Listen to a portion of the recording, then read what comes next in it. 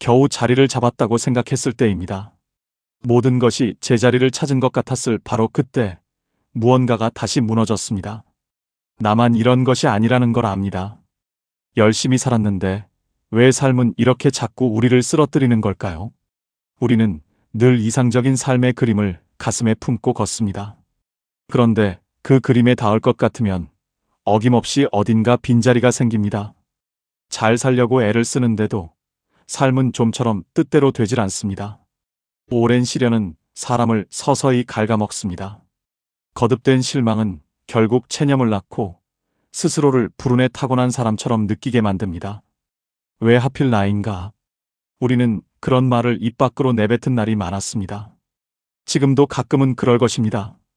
그런데 불교는 말합니다. 불운이 끊이지 않는다는 것, 그 자체는 비극이 아니라고. 물론 불운에 상처받는 것은 자연스러운 일입니다. 하지만 태초부터 이 세상이 돌아온 방식을 가만히 들여다보면 우리가 불운을 다루어온 방식이 사실은 몹시 비합리적이었다는 것을 알게 됩니다. 불교에는 팔풍이라는 개념이 있습니다. 나쁜 일이 왜 계속 일어나는지, 그리고 왜 그것에 지나치게 매달리는 것이 아무 소용없는지를 설명하는 지혜입니다. 팔풍은 두티아로 까담마숫다, 즉 불교 경전에 이렇게 기록되어 있습니다. 이득과 손실, 명예와 치욕, 칭찬과 비난, 쾌락과 고통, 인간 사이에 존재하는 이것들은 덧없고 흐르며 사라지는 것이다. 8가지 세속의 바람, 팔풍. 이것들을 바람이라 부르는 것은 참으로 적절한 비유입니다. 바람처럼 이것들은 변덕스럽고 잡히지 않으며 결코 영원하지 않습니다. 그러나 우리는 이것들을 두 손으로 꽉 붙들려 합니다. 그 집착이 바로 고통의 씨앗입니다. 먼저 이득과 손실입니다. 인류 문명은 얻는 것을 향해 강하게 설계되어 있습니다. 금전적 이득뿐만 아니라 친구를 사귀고 배우자를 만나고 가정을 이루는 것 모두가 이득입니다. 무언가를 얻으면 삶이 풍성해지는 느낌이 듭니다. 어릴 때부터 우리는 얻는 사람이 되도록 훈련받습니다. 학위를 따고 직장을 구하고 통장에 돈을 쌓아두는 것, 내 집 마련, 내 차 한 대, 이것들은 오늘날 삶의 통과 의례처럼 여겨집니다. 그런데 붓다는 우리에게 상기시킵니다. 그 모든 것이 영원하지 않다는 사실을. 언젠가는 잃게 됩니다. 때로는 우리가 예상한 것보다 훨씬 일찍. 이득의 바람이 수년간 불어오다가도 어느 순간 돌아서면 손실의 바람이 되어 있습니다. 손실은 나쁜 것으로 여겨지기 때문에 우리는 필사적으로 그것을 피하려 합니다. 하지만 그 필사적인 회피가 오히려 더 큰 고통을 만들어냅니다. 다음은 명예와 치욕입니다. 명예와 치욕은 이득과 손실의 다른 형태입니다. 물질이 아닌 평판의 이득과 손실입니다. 소셜미디어의 시대, 관심이 곧 화폐가 된 오늘날, 명예와 치욕의 바람은 어느 때보다 거세게 붑니다. 사회는 좋은 평판을 쌓고 유명해지라고 부추깁니다. 어떤 이들은 명성을 얻기 위해 상상을 초월하는 일도 서슴지 않습니다. 그것은 더 이상 사회에 기여하는 것이 아닙니다. 그저 존재감을 유지하기 위한 싸움일 뿐입니다.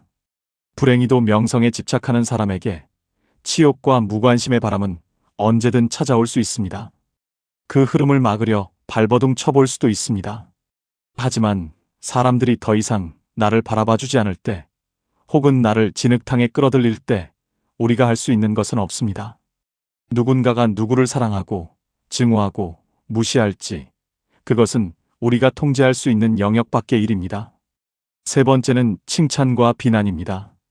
어느 날 밀물처럼 밀려오던 칭찬이 어느 순간 조용히 썰물처럼 빠져나갑니다. 처음에는 무언가 잘못된 것이 있나 두리번거리게 됩니다.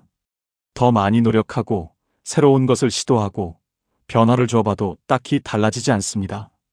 그래도 아직 나의 이야기에 귀 기울여주는 사람들이 있다는 것에 감사하게 됩니다. 모든 칭찬은 결국 바램니다.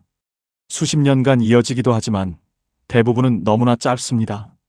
이것은 나만의 이야기가 아닙니다. 누구에게나 찾아오는 바람입니다. 마지막은 쾌락과 고통입니다. 현대사회는 고통을 극도로 두려워합니다. 마취로 육체적 고통을 지우고 항우울제로 감정적 고통을 무디게 만듭니다. 죽음을 숨기고 안전과 보안에 엄청난 가치를 부여합니다. 고통의 바람은 거의 환영받지 못합니다. 어떤 대가를 치르더라도 저항하고 외면하려 합니다. 반면 쾌락은 누구나 좋아합니다. 맛있는 음식, 아름다운 풍경, 음악, 사람의 온기, 이것들은 우리를 행복하게 해주니까요. 그러나 우리는 고통을 완전히 피할 수 없습니다. 쾌락 또한 언제까지나 이어지지 않습니다. 명상 수행자 샤론 살츠버그는 이렇게 말합니다.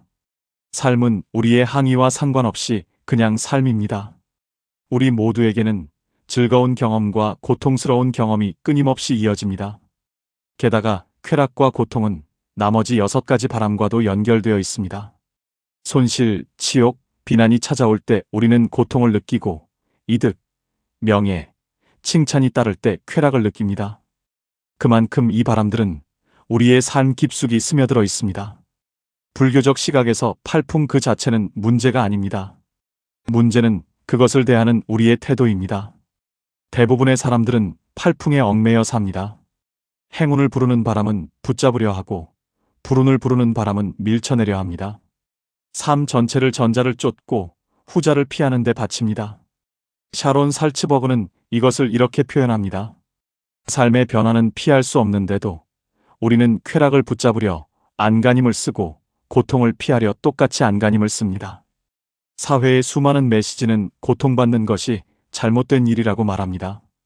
그 저변에는 우리가 어떻게든 고통과 손실을 통제할 수 있어야 한다는 기대가 깔려 있습니다.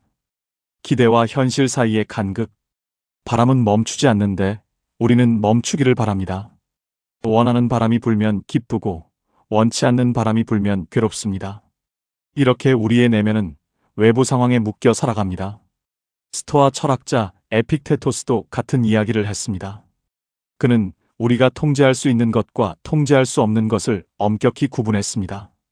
건강, 재산, 명성, 권력, 이것들은 우리의 통제 밖에 있습니다. 에픽테토스의 말은 붓다의 지혜와 정확히 맞닿아 있습니다. 통제 밖의 것들은 연약하고 예속적이며 다른 것에 의존하는 것이라고 두 스승은 한 목소리로 말합니다. 바람이 어디서 불어올지 우리는 알 수 없습니다. 그런데도 우리는 그 바람의 방향에 기분을 맡깁니다. 우리는 팔풍의 장난감이 되어버린 것입니다. 그렇다면 어떻게 해야 이 바람들에 덜 흔들릴 수 있을까요? 불교에는 2개의 화살이라는 비유가 있습니다. 첫 번째 화살은 삶이 우리에게 날리는 피할 수 없는 고통입니다. 손실, 치욕, 비난, 고통, 이것이 첫 번째 화살입니다. 삶은 하루에도 여러 번 이 화살을 날립니다. 불친절한 사람, 갑자기 터진 타이어, 오지 않는 배달, 뒤틀린 계획들. 이 화살을 막을 수는 없습니다. 그런데 두 번째 화살이 있습니다. 그것은 우리 스스로 자신에게 쏘는 화살, 고통에 대한 우리 내면의 반응입니다. 이건 잘못된 거야. 이러면 안 되는데. 왜 나한테만 이런 일이? 이 이야기들, 이 저항들이 두 번째 화살입니다. 두 화살을 면밀히 살펴보면 알게 됩니다. 진짜 고통은 바깥 세상이 아니라 우리 마음속에서 만들어진다는 것을. 바람 자체가 고통을 일으키는 것이 아닙니다. 그 바람에 대한 우리의 반응이 고통을 일으킵니다. 다행인 것은 두 번째 화살은 다룰 수 있다는 것입니다. 불교의 세 번째 성스러운 진리가 바로 그것입니다. 고통에는 끝이 있다는 것. 페르시아에 어느 왕이 있었습니다. 신하들은 그에게 반지 하나를 선물했습니다. 반지 안쪽에는 이런 말이 새겨져 있었습니다. 이것도 지나가리라. 왕은 나라가 잘 돌아갈 때면 오만해지고 나라가 어려울 때면 극심한 고통에 빠졌습니다. 반지의 4글자는 그에게 끊임없이 상기시켜 주었습니다. 어떤 상황도 영원하지 않다고. 그 깨달음이 그를 덜 집착하게 만들었고 덜 흔들리게 만들었습니다. 우리도 이것을 삶의 모든 영역에 적용할 수 있습니다. 성공이 찾아왔을 때 스스로에게 말해줄 수 있습니다. 이것은 변할 수 있다. 심지어 하룻밤 사이에도. 명성도 사랑도 건강도 고통도 모두 마찬가지입니다. 작은 성가심들조차 그렇습니다. 막힌 도로, 공항의 긴 줄, 이웃의 소음. 즐겁지는 않지만 거의 언제나 잠시 후면 지나갑니다. 늘 지나갑니다.